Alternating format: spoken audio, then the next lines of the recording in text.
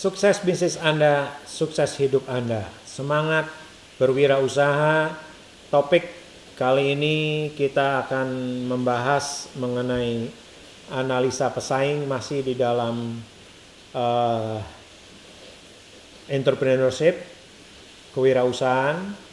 Dalam bisnis, persaingan tidak bisa dihindarkan. Kecil, pesaing itu masih kecil, ataupun pesaing itu tiba-tiba masuk pesaing yang besar sekalipun, tetap kalau kita pebisnis, kita harus siap maju menghadapi persaingan, berperang dalam persaingan secara positif, dan menangkan persaingan itu. Itulah yang disebut persaingan di dalam bisnis. Di dalam bisnis tidak mungkin tidak ada persaingan, karena bisnis sukses biasanya langsung banyak mata memandang, orang banyak melihat dan mengikuti karena kita sukses dalam menjalankan bisnis, menjual produk tersebut. Produknya dilihat kok laku sekali, sehingga orang lain di sebelah kita, orang lain di komplek yang sama di perumahan kita, orang lain yang di seberang bahkan dari luar kota masuk menjual produk yang sama. Itulah persaingan dalam bisnis. Ya, pesaing itu sendiri adalah perusahaan yang menghasilkan, katakanlah perusahaan ini bisa juga individual yang menghasilkan atau menjual barang jasa yang sama atau mirip dengan produk yang kita tawarkan. Di awal saya sebut persaingan itu kita harus siap. Ya, memang pesaingnya yang kita hadapi itu dia menjual produk yang sama, kemudian juga ada produk yang hampir sama, mirip, di mana memang tujuannya supaya mengalihkan konsumen yang loyal sama kita, atau ya konsumen baru yang memang sebenarnya sudah mendengar nama baik kita dan produknya bagus atau enak, berusaha pesaing itu supaya calon customer kita beralih kepada produknya dia, karena produknya hampir sama, mungkin dijual lebih murah. Apa variabel dari pesaing yang bisa mengalahkan kita? Kita harus pelajari, sebab itu kita harus mengerti bagaimana persaingan bisnis itu dijalankan. Saya mengambil quote dari seorang pebisnis sukses di dunia, Jack Ma, "Even if your competitor is still small in size or weak, you should take him seriously and treat him as a giant. Likewise, even if your competitor is massive in size, you shouldn't regard yourself as a weakling." Jadi kalau kita menghadapi pesaing, meskipun kita mungkin beranggapannya pesaing kita ini masih kecil, lemah, Jack Ma mengatakan Anda sebaiknya ya melihat pesaing tersebut dengan serius, dengan sungguh-sungguh, dan treat him, perilakukan dia, pesaing Anda seperti raksasa. Itu yang Jack Ma mau. Dan memang dalam bisnis supaya kita tidak lengah. Demikian juga jika pesaing Anda itu besar, sudah besar, jangan Anda menganggap diri Anda itu lemah dan menyerah begitu saja. Itu yang Jack Ma mau di dalam quote-nya. Dengan semangat entrepreneurship-nya, bahwa meskipun pesaing Anda besar, hadapilah, maju, berperanglah dalam persaingan dalam positif dan menangkan persaingan tersebut. Ya. Kali ini saya ingin membahas ada 3 jenis pesaing, yang nanti akan saya tambah ada 2 lagi, tetapi 3 ini saya ngambil dari sumber pustaka Market Competition 101. Ya. Ada direct competitors, indirect competitors, dan replacement competitor. Pesaing langsung yang pertama ingin saya bahas, itu adalah pesaing yang menjual produk yang sama atau hampir sama, ya, dan tujuannya juga mengambil keuntungan yang sama. Itu pesaing langsung. Pesaing tidak langsung menjualnya produk yang hampir sama, tetapi tujuannya yang berbeda. Nanti kita akan lihat contohnya. Dan yang ketiga adalah pesaing pengganti. Ya, pesaing pengganti ada produk-produk yang memang bersaing untuk saling menggantikan satu sama lain. Contohnya ini, ya, kalau persaingan yang tidak langsung itu contohnya Pepsi Cola dengan minuman jus apel dalam kotak. Ya, ini tidak langsung karena produknya tidak sama, tetapi jenisnya adalah minuman. Ya, minuman, kategorinya sama minuman. Tetapi memang produknya ini adalah cola, ini adalah jus, ini adalah indirect competition. Sedangkan kalau kompetisi langsung atau persaingan langsung adalah contohnya Pepsi Cola dengan Coca-Cola. Jenis minumannya sama. Kita bisa lihat perbedaannya. Nah, kalau sekarang kita bisa melihat ilustrasi ini. Ini logonya kalau kita lihat Apple dan Windows, Microsoft Windows. Di panci dan ini adalah kettle. Ya. Fungsinya sama. Ini fungsinya bisa sama.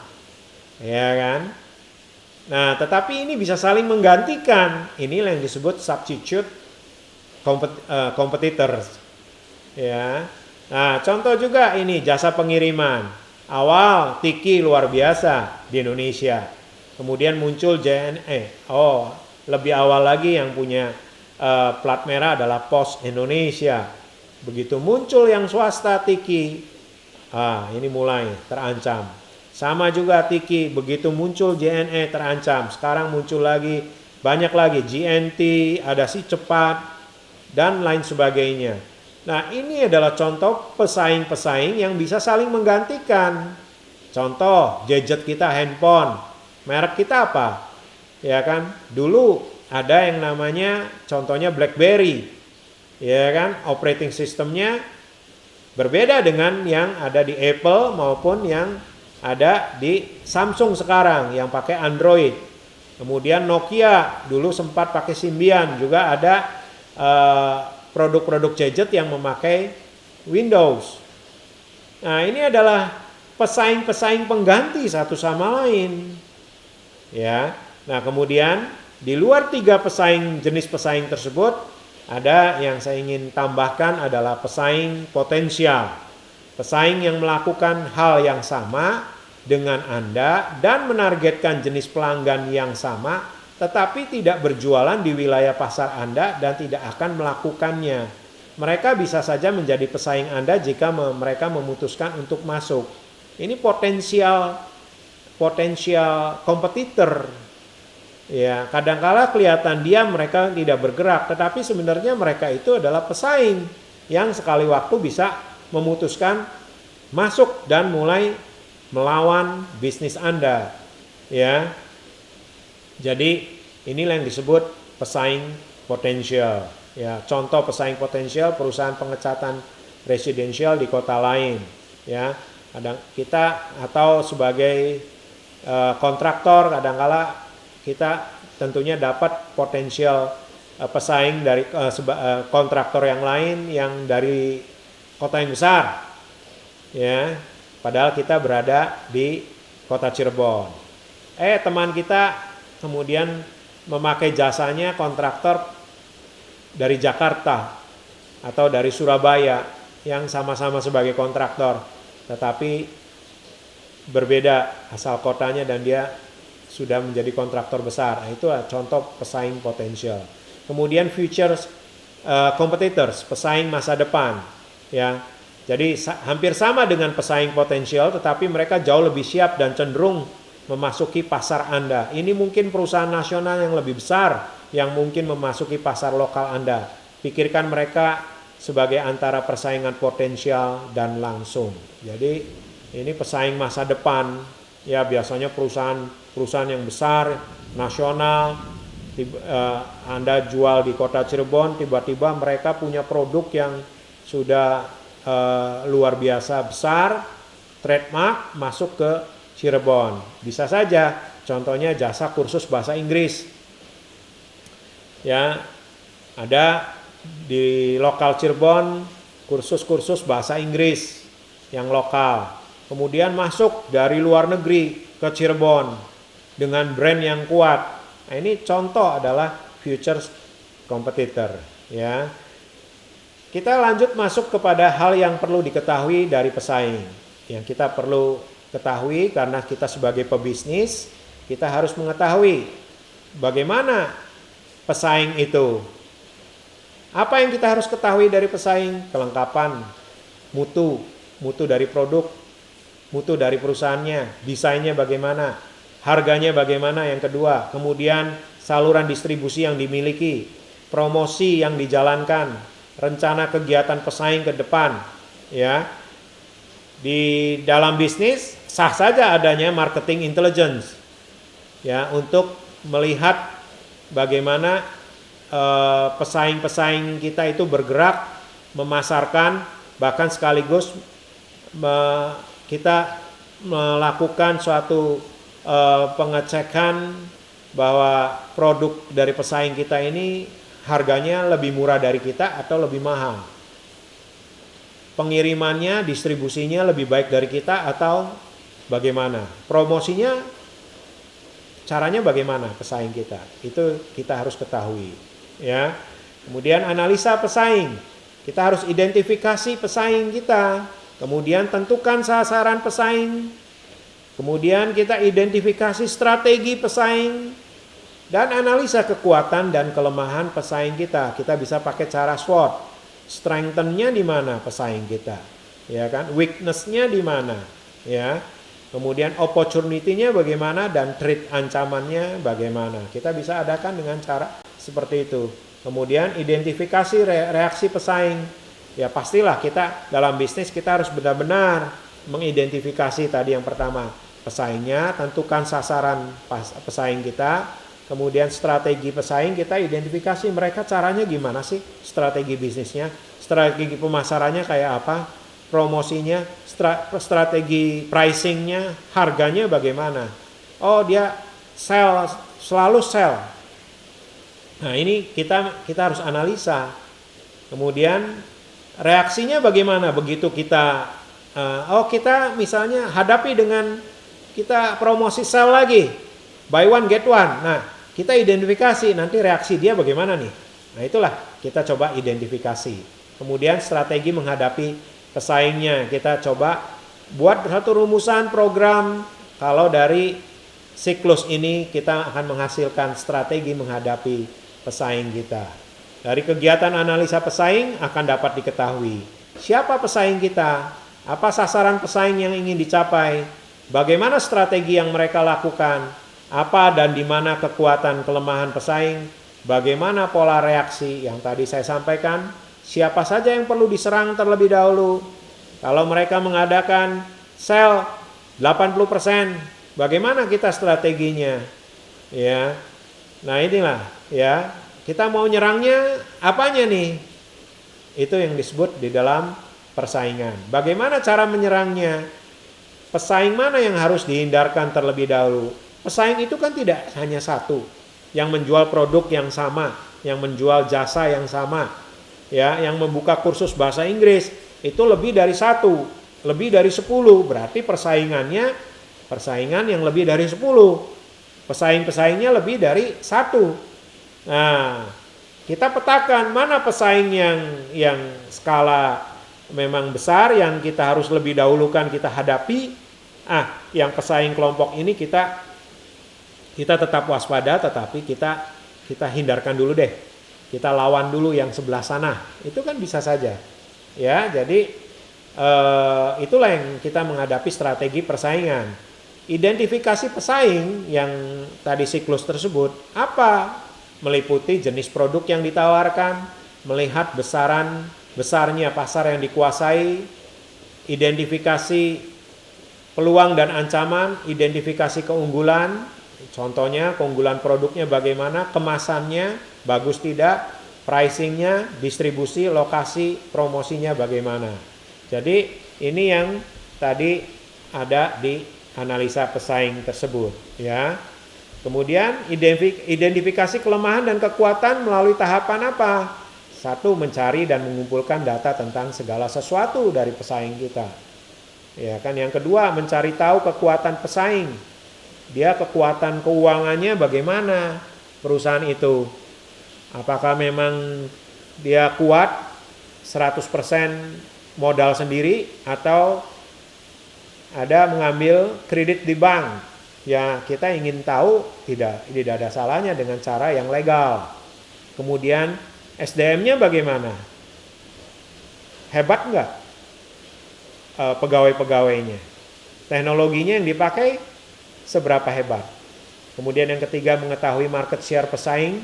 Mereka menguasai pasar di produk yang sama itu seberapa besar cerukannya mengambil dari pasarnya kita. Tindakan pesaing terhadap pelanggan bagaimana? Mencari tahu. Yang keempat, mencari tahu kelemahan pesaing, baik dari sisi keuangan, SDM, teknologi. Kalau kita lihat yang nomor 2 dan nomor 4, ya sama clue-nya, keuangan, SDM, teknologi, tetapi yang satu mencari tahu kekuatan pesaing, yang satunya kita harus tahu juga kelemahan dari pesaing. Kemudian identifikasi reaksi pesaing. Reaksinya bagaimana sih? Ya kan? Jadi reaksinya bagaimana yang ini? Ya kan? Nah, satu, apabila kita menurunkan harga akan diikuti pesaing, bahkan mungkin lebih rendah. Kita harus mengetahui bagaimana reaksi pesaing itu. Kalau kita promo 50% diskon, dia ngikutin nggak? Yang kedua, apabila memberikan gift, hadiah, pesaing kita ngikutin nggak ngasih hadiah yang lebih baik? Yang ketiga, apabila memberikan diskon, sama ngikutin nggak? Dan kemudian misalnya memberikan biaya-biaya administrasi, pesaing juga apa mengikuti, seperti itu. Kemudian strategi menghadapi pesaing, ini yang ada di sini, strategi menghadapi pesaing, ya. Apa? Strategi pemimpin pasar. Kalau kita sebagai market leader, namanya juga kita sebagai pemimpin di pasar. Atas produk yang kita jalankan, yang kita jual di pasar. Kita sebagai pemimpin, omset terbesar adalah produknya kita. Pesaing masih di bawah kita. Berarti apa? Kita mesti mempertahankan di situ. Karena kita sebagai pemimpin. Tapi kalau kita sebagai kita bukan sebagai pemimpin pasar. Yang kedua adalah strategi penantang pasar. Kita menghadapi ada pesaing kita yang justru market leader dibalik sekarang. Ya, pesaing kita sebagai pemimpin pasar, maka kita sebagai penantang pasar, kita harus meningkatkan market share kita. Jadi seperti itu. Kalau kita sebagai leader, ya, di market, omset kita nomor 1 di produk tersebut, kita pertahankan. Tapi kalau pesaing kita sebagai leader, kita sebagai penantang, maka kita harus meningkatkan market share kita. Dan yang ketiga, kalau kita sebagai pengikut pasar, market follower, maka ya kita harus mempelajari betul strategi daripada pemimpin pasar supaya kita bisa meningkatkan market share dan bahkan menjadi pemimpin di market kita. Kemudian identifikasi pesaing. Yang pertama, strategi menyerang pesaing yang lemah terlebih dahulu. Jadi kita harus punya strategi dalam menghadapi pesaing. Kita identifikasi pesaing yang lemah itu yang siapa saja nih, seperti itu. Kemudian kita punya strategi langsung nggak untuk menyerang lawan yang kuat. Ini yang lawan yang kuat. Kemudian ada strategi gerilya. Ya, ini seperti berperang aja, tetapi kita di dalam konteks bisnis dan kita harus menjalankan secara positif dan legal. Yang keempat, bertahan. Kalau ada serangan, ya pesaing juga tidak tinggal diam. Pesaing juga akan melakukan serangan. Yang dilakukan oleh pesaing, ya kita harus bagaimana? Apakah kita mengimbangi atau strategi kita bagaimana? Jadi seperti itu. Strategi penyerangan, wah bisa juga ini disebut secara frontal, ya head to head, perang harga. Sana diskon, kita diskon. Sana promosi, kita promosi. Ya, dan seterusnya. Itu frontal banget. Ya, ada yang seperti itu.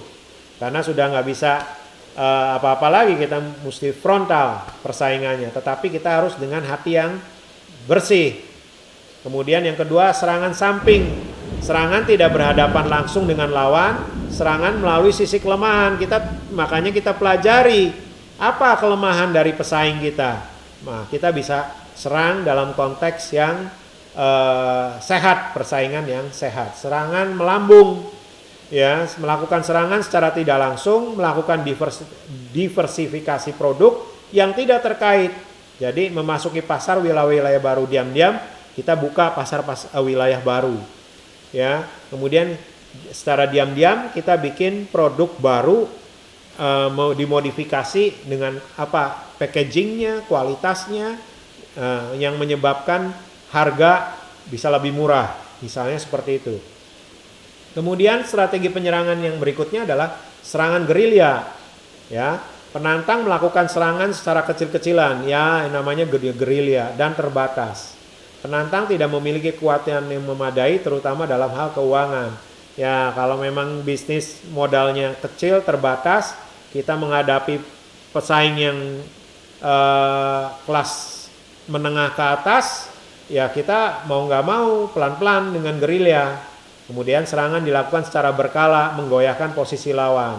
Serangan dapat dilakukan dengan cara menurunkan harga secara selektif pada produk tertentu. Ini yang disebut gerilya. Ya, dari ada 20 produk, kita selektif yang promo misalnya 4 produk. Ya, yang buy one get one, misalnya seperti itu. Ya, kemudian ajak teman bonus apa. Jadi secara gerilya dan secara selektif, pembajakan eksekutif pesaing, ledakan promosi besar-besaran. Biasanya serangan dilakukan perusahaan kecil terhadap perusahaan besar. Ya, namanya gerilya, ngadapinya perusahaan besar kelas kakap yang modalnya gede, lebih besar. Nah, perusahaan yang kecil biasanya menghadapinya dengan gerilya. Karena pelurunya beda, senjata dia pesaing yang besar mungkin berbeda besarnya dengan kita yang masih kecil. Jadi seperti itu. Nah, ini contoh tabel persaingan dari produk gadget handphone merek Samsung dan Xiaomi. Ya, kalau kita lihat di marketing mix ada 4P, price-nya Xiaomi unggul. Ya kan? Tentunya lebih murah. Kemudian action plan-nya apa? Meluncurkan Xiaomi Note 3 sebagai flagship killer Samsung Galaxy Note 5. Waktu itu masih Note 5. Dia mengeluarkan Note 3, Xiaomi Note 3. Note itu yang ada stylus pen-nya. Ya, seperti ini, stylus pen yang bisa kita menulis di layar dan seterusnya. Kemudian P yang kedua, place. Ya, Samsung lebih unggul, market share Samsung lebih luas karena Samsung merupakan pemain lama di industri elektronik khususnya smartphone.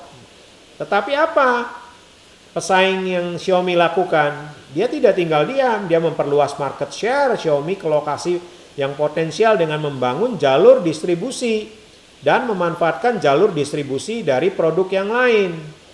Nah, jadi ini kelihayan daripada Xiaomi. Xiaomi sekarang terkenal sekali.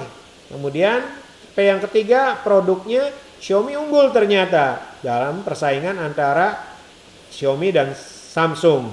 Ya, di produk tertentu ya, di tipe tertentu. Xiaomi lebih unggul dari segi spesifikasi hardware. Ya, misalnya kameranya, ya biasanya seperti itu. Ya, update software dan harganya seperti yang di P yang pertama, Xiaomi lebih murah. Kemudian apa action plan-nya?